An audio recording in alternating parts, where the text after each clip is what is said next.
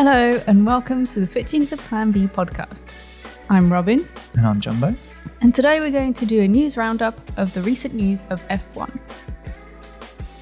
Tires are okay for Plan B. So to start off, I think we could start with the power units. Okay. We've had some comments from Honda. Yeah. About what the new fuel, wasn't it? Yeah, E10 ethanol, which is like alcohol 10. Yeah. Which they've actually brought into the UK recently, but I assume it's been around the rest of the world for a little while. But it's a bit more sustainable fuel, but they're struggling to get maximum power out of it, I think, is what a lot of the news said. Was that right? That was kind of my understanding of it, yeah. Yeah, so... yeah, and then they said they're struggling to get... Well, there's two things. So Honda said they're struggling to get the maximum power out of it, and they also kind of agreed that they're going to be developing the engines for Red Bull and AlphaTauri till 25, I think it was. Yeah. So they were supposed to... This was supposed to be their last year, but now it seems that they've changed their mind slightly. Mm-hmm. And now I'm not sure if that means that they're going to be on the car, so it's still going to say Honda, or it's going to say Red Bull powertrain. So that was another thing that was a bit like, ooh. Yeah, I don't think it's been decided. It hasn't been announced. No, but it does make me feel like if Honda can get away with it, they would want their name to be on there. I feel like they're very much put us in the limelight kind of company. I don't know. But the guy from Honda is always there in the cameras, isn't he? So I don't know if Max winning has had something to do with... I would have thought so. Yeah. I mean, I've always quite liked Honda and Japanese cars, but I think with Max being as popular as he is in F1 and around the world at the moment, Honda are going to want a bit of that attention as well. Right. So I'll be surprised if Honda aren't back on the car, but I could also see Red Bull. It depends what's in the contract. Red Bull might be like, no, we've got a new company. RB powertrains are going to be all plastered all over the car. So, and I think they had already started hiring people for that. Yeah. So then it makes it a bit complicated. And I'm not sure, again, I'm not sure if it's official or anything has been confirmed or like that, but it just seems that when they were talking about the power unit with the new fuel, that was something that came out with it. But they also said when they were struggling to get power that they think... they assume that they're not the only engine manufacturer that's struggling with it. And who was the other team they talked about? Ferrari. I don't remember what they said. I think it was something like something very similar, that they were all the power units and stuff, where I think basically the idea is that people were going, they're looking at the aero of the 2022 cars and going, look, that's a massive regulation change. That's what everyone's going to be focusing on. Someone's going to do really well with it and all of that. And actually, the power unit might be just as important in this, because that's two teams that basically come out and said, yeah, the power unit might be a little bit more tricky than we're thinking with this new fuel. So, there's only two other teams. Yeah, exactly. It's only Renault that makes engines and Mercedes. So it's like, that's half of the grid that is got by Ferrari and Red Bull or Honda that are saying they might have a bit of power deficiency to start the season. So, and obviously Mercedes probably won't say anything. You never know with Mercedes. Normally they keep their cards close to their chest and they just blitz it. Yeah.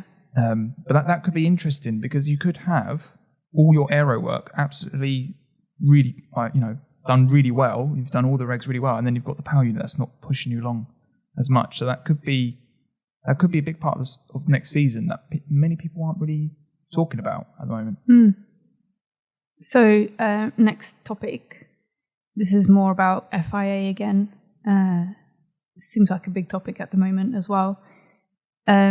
So, the investigation that they are currently going through, we've not really heard much about it.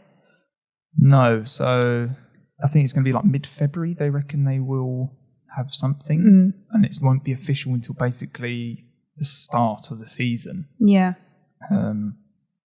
Which is quite late to officially do things, but they think a lot of the groundwork would have done by about, the 15th of February is kind of what the date I've got in my head, that they think that they will have done the investigations and people will know the findings.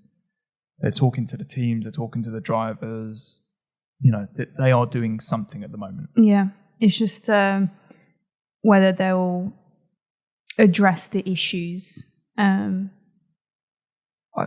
think they've got to, haven't they? Yeah. I think with everything that went on, and it was Michael Massey did sort of, I think Toto said, freestyle the rules. Yeah. To a certain extent. And the way how the FIA sort of went, it technically isn't the rules that he could have done that, to me just made the sport look a bit silly. Yeah. And they've got to tighten up the rules, as we said. I think Massey, I never like seeing people lose their job, but I don't think he's done a great job over the couple of seasons he's been in charge. Mm-hmm. I also think that this, the Abu Dhabi scenario at the end is just the biggest one that he's currently done. I think that where a lot of the teams were what they called lobbying, where they're trying to influence his decisions, if he stays in that position, even if they get rid of the structure and all of that, teams will know how to get under his skin and how to push his buttons and how to get things to go his way, because they've previously done it. So even though if they change the structure, which I think they will as well, so they won't be able to talk directly to him, which I think was wrong anyway, and I think other people have said that. I think Martin Brundle did mention that the way the team principals' behaviour were last year was not okay. Yeah. So there are people speaking out about it, and I think especially Martin Brundle, who's been in the sport for so long. He's so knowledgeable. I think FIA, if they hear that, they would probably be like, yeah, we need to do something to address this issue. And I think he was also one talking about how he doesn't really want getting rid of Michael Massey isn't just the problem. Although, as I was going back to that, I think he said that they need to structurally change it, which I think they will. But I also think they do need to get rid of Michael Massey, because going into new regulations and all of this stuff, it needs to be a brand new slate clean for everyone and start fresh. And I think that if you kept Massey there, as I said, I think that some teams will be like, you've still got previous relationships with these people. Yeah. And I think that everyone will just look at Michael Massey, and if he stays, everyone will go, well, the FIA didn't do enough. So I think that for the FIA's sake and for the F1's, to move on past this point, it's a shame, but I do think, Massey can't really stay on, in my opinion. Yeah. No, it makes sense. And there's also talks about whether the sport is corrupt because of the decisions of last year. There's some of the team principals, I think it was Zach, said that the decisions could have been better. Zach Brown from McLaren. Yes. Yeah. Do you think that the sport is corrupt? I would say no.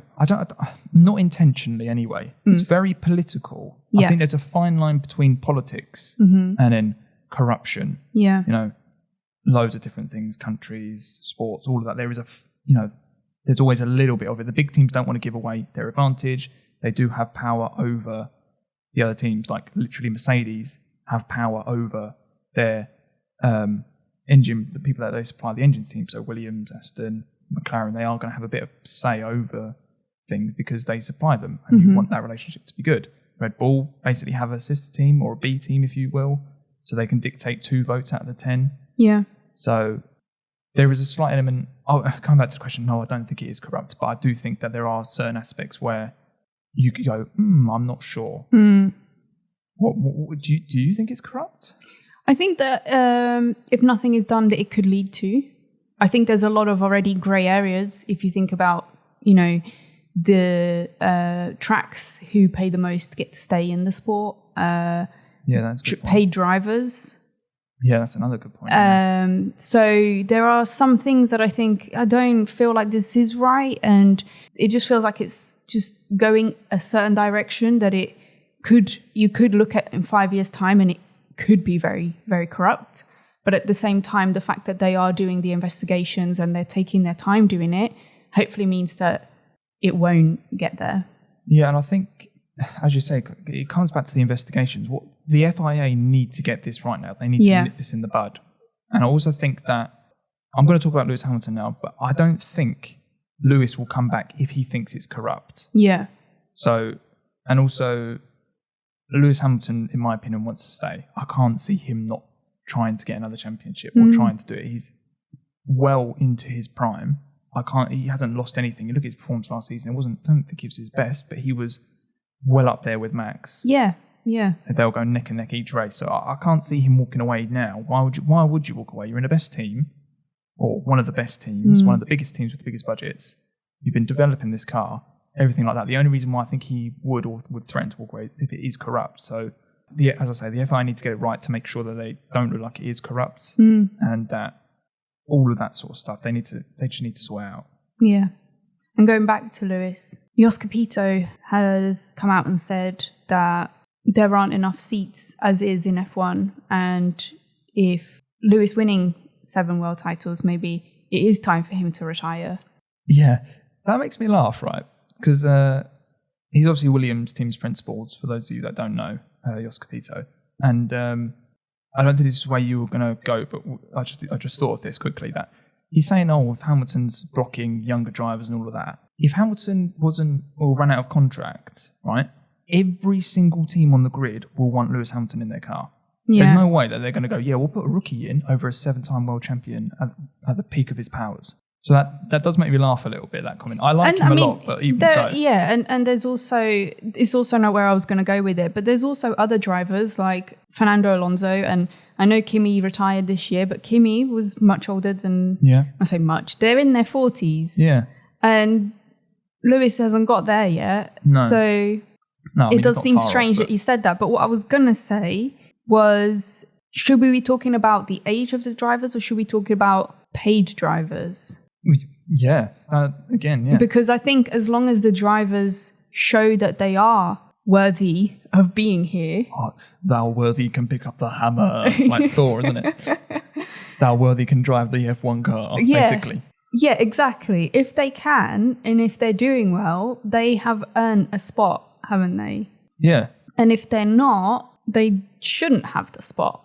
But that doesn't always translate when drivers are paying to be there. No, and in my head, I have 3 paid drivers I can think of, and they all come from billionaires' sons. Mm-hmm. So you got Nicholas Latifi in Williams, Nikita Mazepin at Haas, and Lance Stroll at Aston Martin. But also, Sergio Perez brings a lot of money to the table because he has a lot of sponsors, but he's a very good driver. Lando also has a lot of money behind him. Yeah.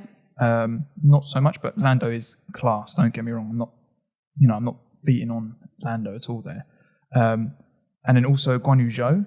He's bringing like 30 million or something to Alfa Romeo this season. So, technically, where do you stop? Like, they've all got money. Yeah. The only one I think that there's 2 that I think didn't come from a lot of money, and that's Lewis and Esteban Ocon. Yeah. Everyone else kind of has money. But the thing is, I don't think that, as much as I like Latifi, I don't think he's quite, when we've got people like Nick de Vries can't get a seat in F1 at the moment. He's a F2 champion. We've got Oscar Piastri, who just won F2. Mm-hmm. He's like Alpine's test driver this year. You're thinking, this guy, these are quality drivers, and there's loads out there that really probably should be getting a shot, but money talks a lot in this sport. Yeah. So I think, as you kind of enlightened, I think that's more of a problem than a 7-time world champion umming and ahhing about coming back. Yeah, because a 7-time world champion is driving the sport forward. Yeah, in my opinion. Yeah, I mean, he's getting all the records. He's beating all the records.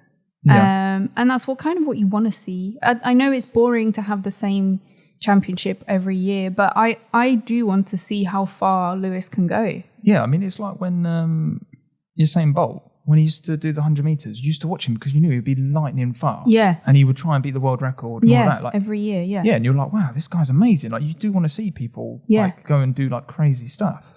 And that makes it more exciting because if you think about it, if Lewis wasn't there last year, Max Verstappen would have walked away with that title, and it would have been quite a boring year in the end. Exactly. Because Max would have been 40 seconds ahead of everyone else. Yeah.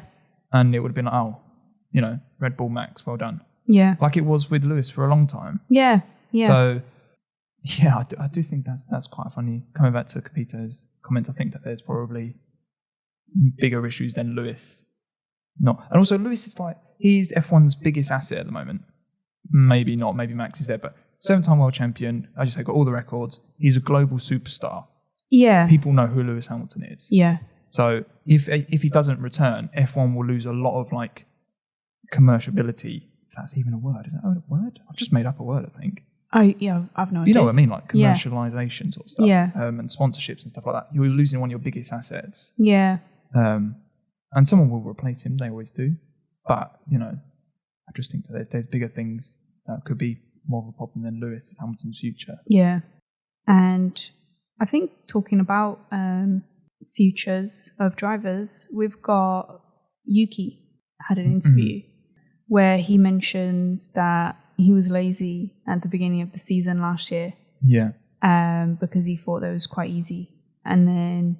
Didn't he say he went home and played his PS5 or something? I was thinking, yeah, he's a gamer, isn't he? Just going home and want to play PS5.